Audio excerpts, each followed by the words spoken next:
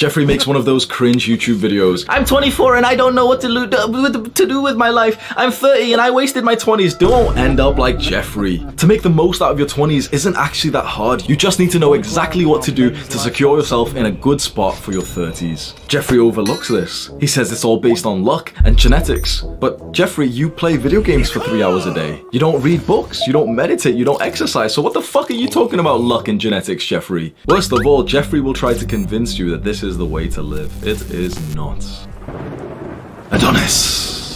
Adonis looks back with such fond memories of his 20s, such a valuable time of developing himself. Of course, not everything was perfect. Of course, he made mistakes and failures, but the amount of growth that he put himself through in his 20s has secured the rest of his life forever. This is what all young men should aspire for. I often see videos on YouTube which is titled something like those cringy ass titles like, I'm 24 and I don't know what to do with my life. And it's got hundreds of thousands of views because it's relatable. And I click on the video, you know, I'm cringing, okay? I'm cringing as fuck to these titles and these kinds of videos. Worst of all, I scroll down to the comments and everyone's like, oh, I'm 24 and I'm a loser too.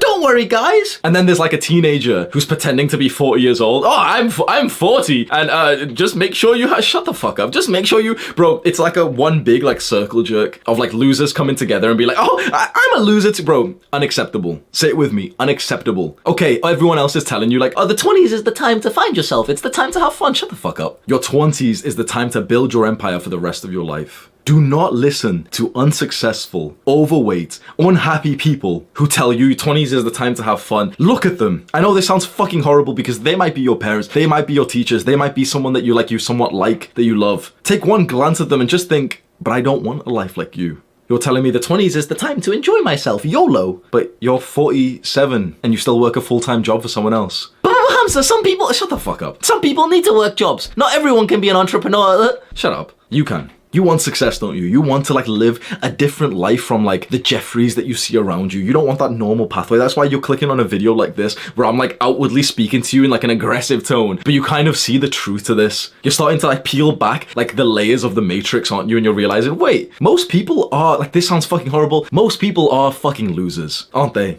Do you want to be like one of them? Because if you dedicate your 20s to fun, to like, YOLO, partying, you'll end up exactly like them. If you have like this nonchalant view to your teenage years, your 20s, to think like, oh, well, they're not that important. Just like,